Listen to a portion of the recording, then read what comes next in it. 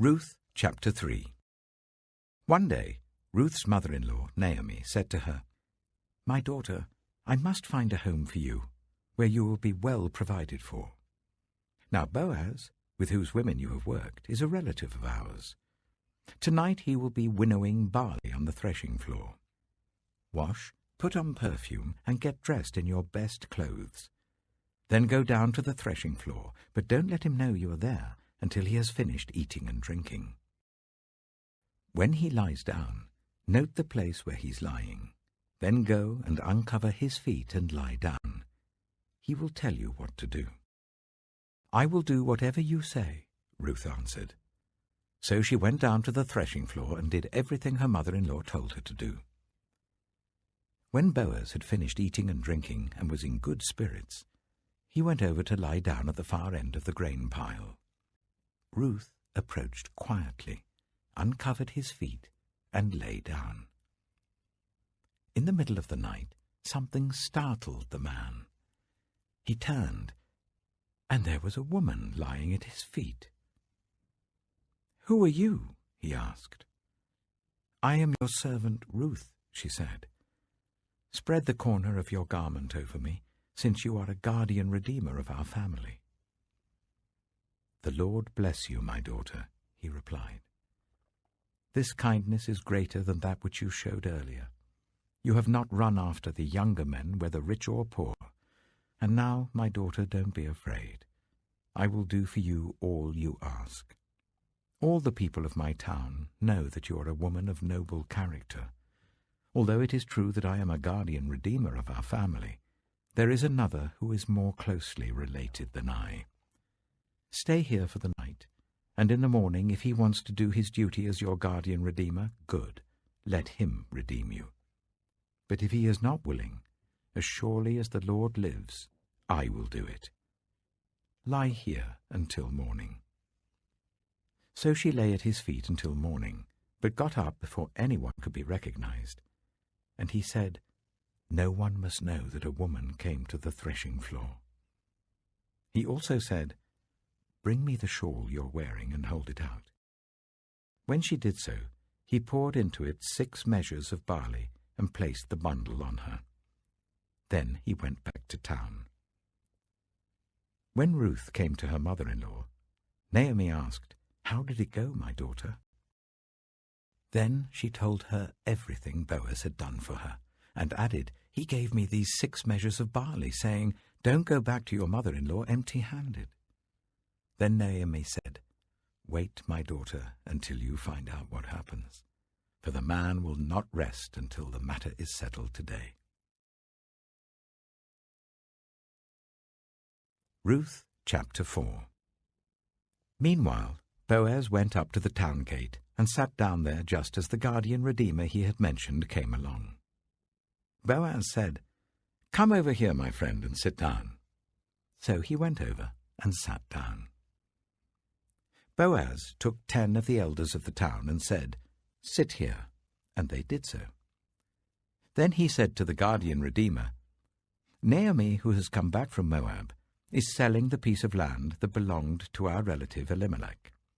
I thought I should bring the matter to your attention and suggest that you buy it in the presence of these seated here and in the presence of the elders of my people. If you will redeem it, do so. But if you will not, tell me, so I will know. For no one has the right to do it except you, and I am next in line." "I will redeem it," he said. Then Boaz said, "On the day you buy the land from Naomi, you also acquire Ruth the Moabite, the dead man's widow, in order to maintain the name of the dead with his property." At this the guardian redeemer said, "Then I cannot redeem it, because I might endanger my own estate. You redeem it yourself. I cannot do it." Now in earlier times in Israel, for the redemption and transfer of property to become final, one party took off his sandal and gave it to the other. This was the method of legalizing transactions in Israel. So the guardian redeemer said to Boaz, "Buy it yourself." And he removed his sandal. Then Boaz announced to the elders and all the people, Today you are witnesses that I have bought from Naomi all the property of Elimelech, Kilion, and Mahlon. I have also acquired Ruth the Moabite, Mahlon's widow, as my wife, in order to maintain the name of the dead with his property, so that his name will not disappear from among his family or from his hometown. Today you are witnesses." Then the elders and all the people at the gate said, "We are witnesses. May the Lord make the woman who is coming into your home like Rachel and Leah, who together built up the family of Israel. May you have standing in Ephrathah and be famous in Bethlehem. Through the offspring the Lord gives you by this woman, may your family be like that of Perez, whom Tamar bore to Judah." So Boaz took Ruth, and she became his wife.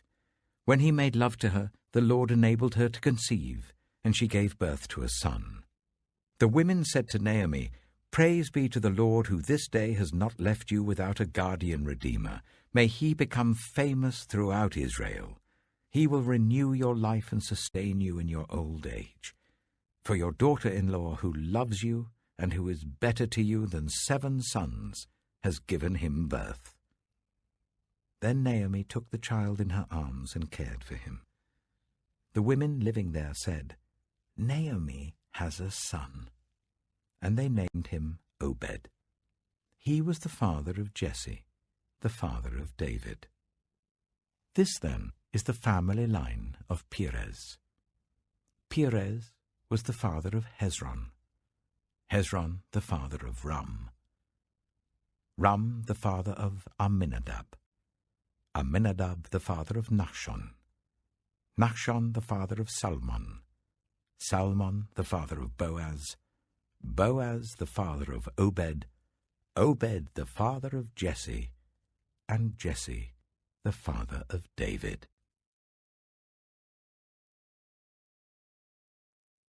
Luke chapter 22. Now the feast of the unleavened bread, called the Passover, was approaching, and the chief priests and the teachers of the law were looking for some way to get rid of Jesus, for they were afraid of the people.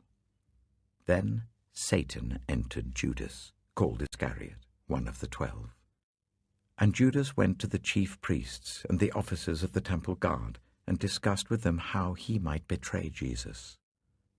They were delighted and agreed to give him money. He consented and watched for an opportunity to hand Jesus over to them when no crowd was present. Then came the day of unleavened bread on which the Passover lamb had to be sacrificed. Jesus sent Peter and John, saying, "Go and make preparations for us to eat the Passover." "Where do you want us to prepare for it?" they asked. He replied, "As you enter the city, a man carrying a jar of water will meet you. Follow him to the house that he enters, and say to the owner of the house, 'The teacher asks, where is the guest room where I may eat the Passover with my disciples?' He will show you a large room upstairs, all furnished. Make preparations there." They left and found things just as Jesus had told them. So they prepared the Passover. When the hour came, Jesus and his apostles reclined at the table, and he said to them, "I have eagerly desired to eat this Passover with you before I suffer. For I tell you, I will not eat it again until it finds fulfillment in the kingdom of God." After taking the cup, he gave thanks and said, "Take this and divide it among you. For I tell you, I will not drink again from the fruit of the vine until the kingdom of God comes." And he took bread, gave thanks and broke it, and gave it to them, saying, "This is my body given for you. Do this in remembrance of me." In the same way, after the supper, he took the cup, saying, "This cup is the new covenant in my blood, which is poured out for you. But the hand of him who is going to betray me is with mine on the table. The Son of Man will go as it has been decreed, but woe to that man who betrays him." They began to question among themselves which of them it might be who would do this. A dispute also arose among them as to which of them was considered to be greatest. Jesus said to them, "The kings of the Gentiles lord it over them, and those who exercise authority over them call themselves benefactors. But you are not to be like that. Instead, the greatest among you should be like the youngest, and the one who rules like the one who serves. For who is greater, the one who is at the table or the one who serves? Is it not the one who is at the table? But I am among you as one who serves.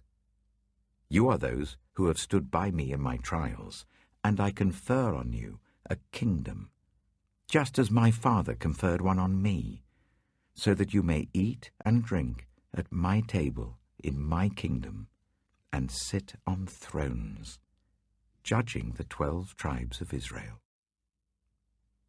Simon, Simon, Satan has asked to sift all of you as wheat. But I have prayed for you, Simon, that your faith may not fail. And when you have turned back, strengthen your brothers." But he replied, "Lord, I'm ready to go with you to prison and to death." Jesus answered, "I tell you, Peter, before the cock crows today, you will deny 3 times that you know me." Then Jesus asked them, "When I sent you without purse, bag, or sandals, did you lack anything?" "Nothing," they answered. He said to them, "But now, if you have a purse, take it, and also a bag. And if you don't have a sword, sell your cloak and buy one. It is written, 'And he was numbered with the transgressors.' And I tell you that this must be fulfilled in me. Yes, what is written about me is reaching its fulfillment." The disciples said, "See, Lord, here are 2 swords." "That's enough," he replied. Jesus went out as usual to the Mount of Olives, and his disciples followed him. On reaching the place, he said to them, "Pray that you will not fall into temptation." He withdrew about a stone's throw beyond them, knelt down, and prayed, "Father, if you are willing, take this cup from me. Yet not my will, but yours be done." An angel from heaven appeared to him and strengthened him, and being in anguish, he prayed more earnestly, and his sweat was like drops of blood falling to the ground. When he rose from prayer and went back to the disciples, he found them asleep, exhausted from sorrow. "Why are you sleeping?" he asked them. "Get up and pray, so that you will not fall into temptation." While he was still speaking, a crowd came up, and the man who was called Judas, one of the 12, was leading them. He approached Jesus to kiss him, but Jesus asked him, "Judas, are you betraying the Son of Man with a kiss?" When Jesus' followers saw what was going to happen, they said, "Lord, should we strike with our swords?" And one of them struck the servant of the high priest, cutting off his right ear.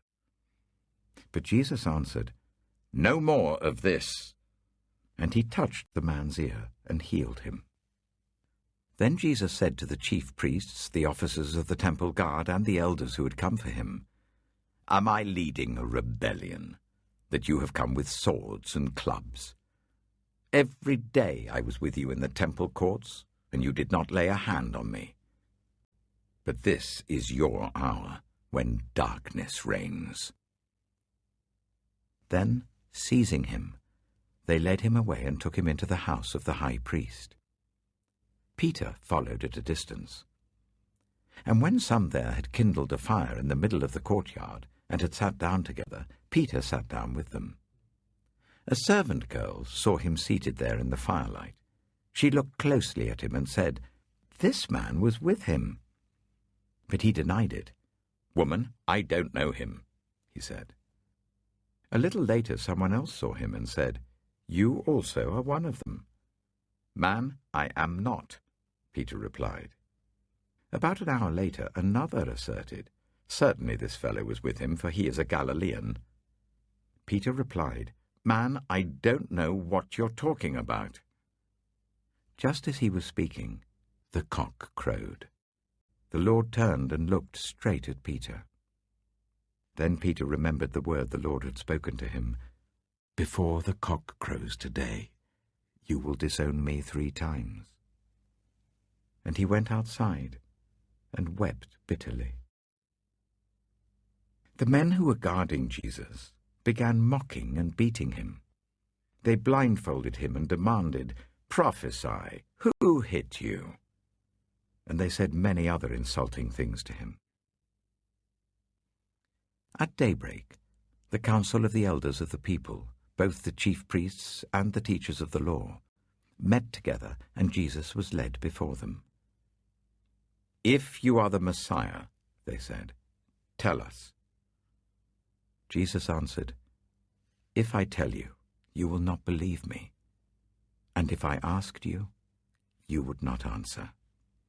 But from now on, the Son of Man will be seated at the right hand of the mighty God.